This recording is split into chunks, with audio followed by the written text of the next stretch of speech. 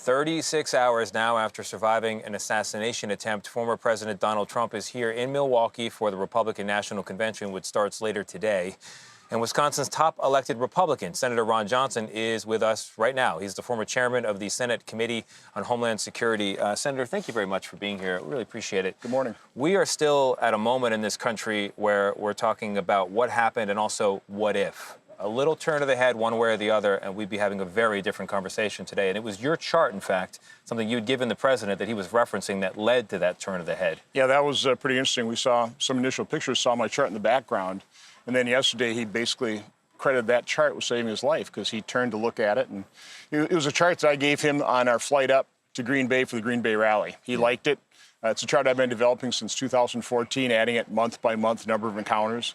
And he took it. They kind of changed some of the titles on that, and he's been using it ever since. He actually used it that day. So, serendipity, divine intervention, who knows? But it was apparently saved his life. Yeah, I've heard from a lot of people here that they do see the hand of God, the work of God here, and the former president has said that as well. The work of the Secret Service was to secure that area. This is a lone gunman. He is responsible for that shooting, and yet the security was clearly a breakdown situation. We're going to have an investigation, but top line, is the Secret Service fully funded, adequately staffed to carry out its mission? I believe so. But first of all, let's give a shout out to those agents that were right by President Trump and within seconds, milliseconds, had him covered. They're heroes as well. That 50-year-old father, I mean, what a tragedy. But this was a security failure. I think we all assume that any kind of high rooftop is totally covered, totally secured. I mean, particularly after JFK's assassination from the, in Dallas from, what was it, the 6th floor window? Yeah. I mean, we've just assumed the Secret Service has all that covered. There are a number of statements being made that more security is requested. They were understaffed. We'll find out. Yeah. So we need the Department of Justice, FBI, Secret Service do their own investigations. Then Congress's role will be to do oversight on those investigations. And we want the American public to have total confidence that in the end, we know exactly what happened. No covering up for anybody, no trying to make the agency look good or not quite so bad. We need it in all its gory detail, and then we need to make sure this doesn't happen again. On the subject of gory detail, there's a bit of political gore in this country when it comes to the mood, to the temperament, to the temperature.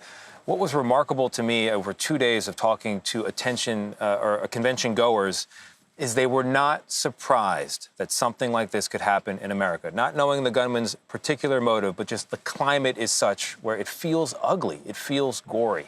We're all saying unity now, we're all denouncing the violence, but we were just talking a moment ago. How do you avoid getting back into that crouch and carrying out politics as usual? So literally, I've been talking about the greatest threat to this nation. No longer the debt and deficit. We haven't fixed that. That's why I ran.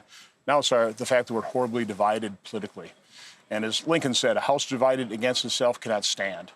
And so what I try and point out is we're a divided country, but we're not naturally divided people. I mean, if you think about it, the major goals in life, safety, security, enough opportunity, prosperity to take care of yourself and your family. Yeah. Those are the major goals. Let's focus on those areas of agreement. And to prove my point, in moments of tragedy, like 9/11, I mean, you see Americans come together just like that. So, question you have to ask, why are we so divided? Well, there are political figures, there are political groups that are purposely dividing us for political gain. Yeah. And again, my guess, this is generally bipartisan. Obviously, I'm a Republican. I would point to the offense of the Democrats, identity politics, critical race theory.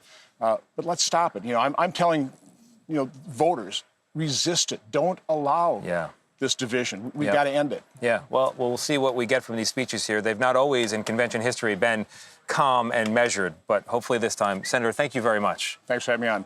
We'll be right back. Keep watching CBS Mornings.